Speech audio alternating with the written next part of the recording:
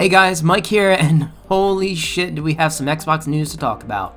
Microsoft today announced that they are buying ZeniMax Media, which includes some high-profile development studios and franchises such as Elder Scrolls, Fallout, Doom, and Wolfenstein.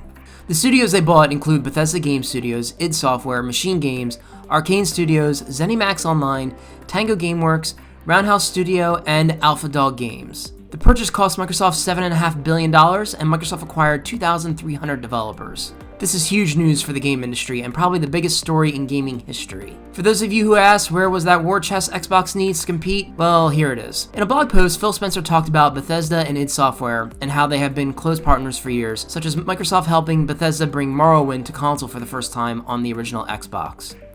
Phil Spencer has said he's had deep conversations with the creative leads at Bethesda about the future of games and creating diverse experiences for players around the world. Todd Howard also had a blog post discussing Bethesda's deep history with Microsoft and how they helped convince Todd that yes, gamers do want to play Morrowind on a TV screen with a controller. And through the years that helped Bethesda grow even more by bringing Oblivion, Fallout 3, and Skyrim to consoles.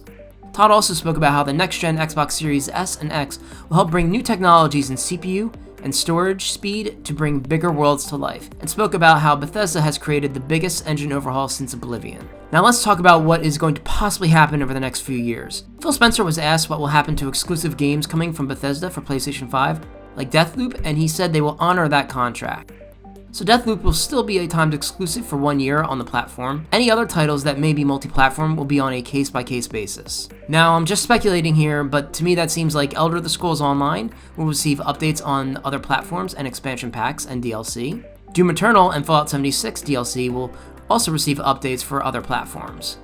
It's possible Microsoft may allow Bethesda or another developer to bring smaller titles on the level of Ori and the Will of the Wisps, or Cuphead to the PlayStation 5 or Nintendo Switch. However, I would not count on it. I'm gonna be honest, I would not expect to see Starfield, Elder Scrolls 6, the next Doom, or Wolfenstein game to be on PlayStation 5. You don't purchase a bunch of development studios with high-profile franchises for $7.5 billion to keep the status quo. These games are most likely going to be only on Xbox and PC. Of course, the biggest selling point is that newer games like Starfield will be coming to Game Pass day one, which is huge for the service, especially with game prices going up to $70. I have some personal thoughts on this news myself. I am 33 years old and remember playing the original Doom back in the 90s on my Gateway PC. I love id Software. They were a huge part of my childhood growing up, and knowing that my preferred platform holder now owns a legendary franchise and developer is a bit exciting and weird at the same time. I'm overly excited for the future of Xbox and what this will do for their first-party portfolio going forward. However, at the same time, it does make you wonder how Sony will respond to this news.